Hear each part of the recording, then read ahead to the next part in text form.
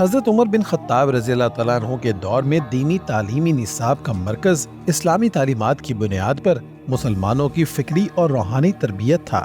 اس دور میں مختلف دینی اور علمی امور پر زور دیا گیا تھا۔ اس دوران تعلیم کا مرکز قرآن و سنت تھا اور اس نصاب میں دین اسلام کی بنیادی تعلیمات کو اہمیت دی گئی تھی۔ عہد فاروقی میں سب سے اہم اور بنیادی نصاب قرآن کی تعلیم تھی۔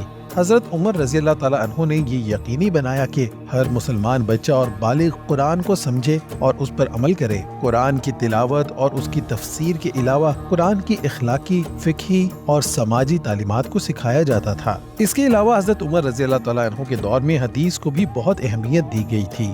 حدیث نبوی صلی اللہ علیہ وسلم کے اقوال، افعال اور تصدیقات پر مشتمل تھیں اور اس کی تعلیمات مسلمانوں کی روزمرہ زندگی کے اصولوں کی بنیاد فراہم کرتی تھی۔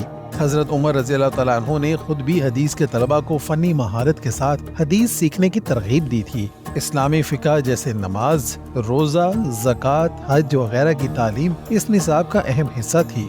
حضرت عمر رضی اللہ تعالیٰ عنہ کے دور میں فقہ کی بنیادی اصول اور اس پر عمل کرنے کی اہمیت پر زور دیا جاتا تھا۔ اس دور میں عربی زبان کی تعلیم بھی اہمیت رکھتی تھی کیونکہ قرآن اور حدیث کی اصل زبان عربی تھی۔ حضرت عمر رضی اللہ تعالیٰ عنہ کے دور میں عربی زبان کے ادب، نحو، گرامر، بلاغت اور اشعار کی تعلیم دی جاتی تھی تاکہ لوگ قرآن و حدیث کو صحیح طور پر سمجھ سکیں اور اس کے معنی سے آگاہ ہو سکیں۔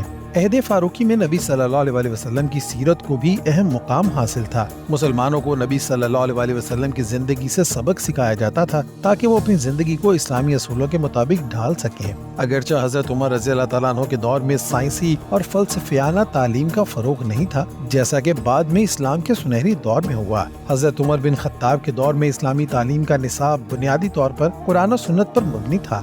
اس میں اسلامی فقہ، حدیث، سیرت، عربی ادب اور اخلاقیات شامل تھیں تاکہ مسلمان اپنی دینی، دنیاوی اور اخلاقی زندگی کو بہتر بنا سکیں۔